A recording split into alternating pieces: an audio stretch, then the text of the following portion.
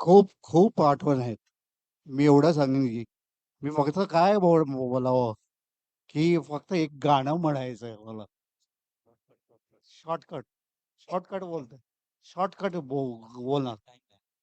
जास्त जास्त नाही बोलणार. ठीक आहे.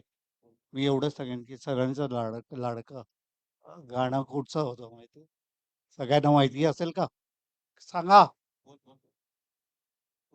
बोला. सर जरा टकराए वह दिल डूबा जाए आजा प्यारे प्यास हमारे खाए घबराए लव यू सर.